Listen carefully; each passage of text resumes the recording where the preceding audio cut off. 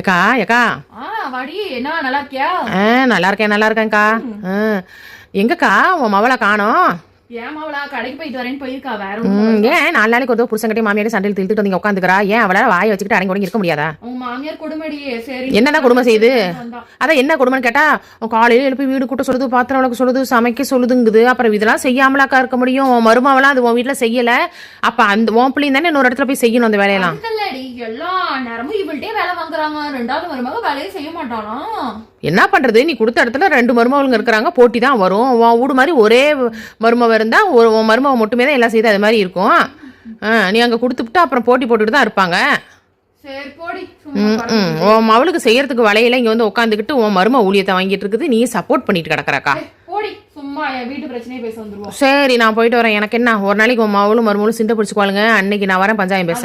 பாத்துக்கிறேன், நீ கிளம்பு. சரி.